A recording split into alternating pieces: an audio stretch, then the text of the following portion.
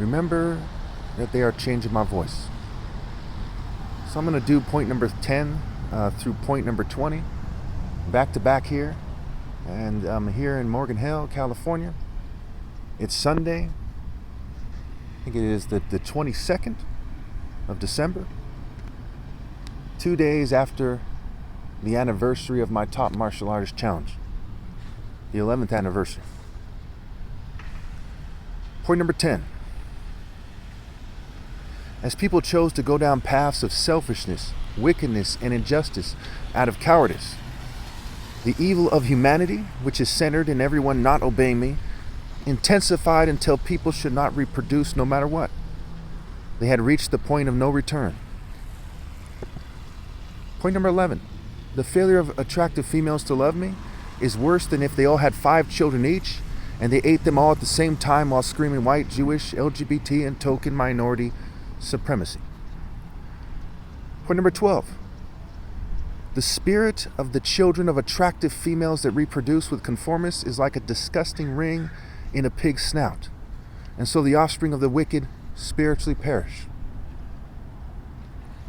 Point number 13. For society to not tell the truth about what has happened is for them to be the lowest forms of scum. Point number 14. The person that thinks that I am not what I clearly am, which is the top martial artist ever possible, the Christ, is clearly a person that has denied his own humanity. For them to deny that I'm the Son of God is denying their own humanity, because if you can't see that, how could you see clearly enough to have humanity? To have human decency or better? Point number 15. When they hacked my brain trying to take credit for my accomplishments and to try to play me out as a fool, all human sciences, efforts, arts, and crafts became worthless except mine. My sacrifice has worth. To be impressed by others, except for my father, is to be an evil idiot. So obviously my martial arts, my speeches, what have you, they have worth, right? My sacrifice, my movement, what I'm doing. Point number 16.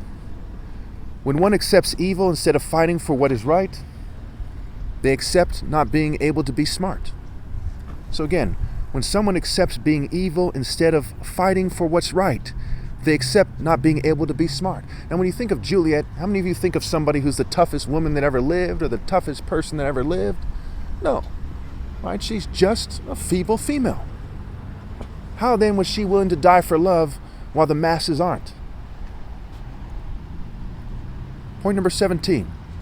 If one can't pursue universal truth, what freedom do they have? Point number 18. One must examine life in the boundaries of moral precision, or they are just an idiot. So what happens if you don't examine life carefully and effectively in the boundaries of moral precision? You're just an idiot, right? The words precision and decision are connected, and the word morality is a play on words for more reality. Point number 19. Life is not worth living as long as the governing class demands that people do what they say and worship their sexuality and way about them. And how immature is it? That's very immature for them to do that. It's more immature than the most immature fraternity on the planet. It's extremely immature. Point number 20. Inventors have now become mere people that are inventing things to feed into the misconception that life is worth living. So what are they inventing, right? Who, what, when, where, how, why? What are they inventing things for? For the people who screen out the righteous to then brag about the toys they have, brag about medical technologies or whatever else?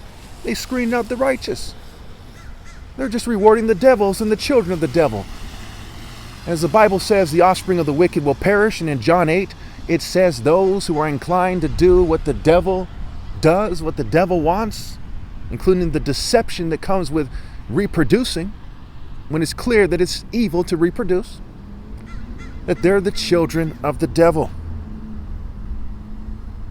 So they're just feeding into the devil's deceit, into the misconception that life is magically worth living.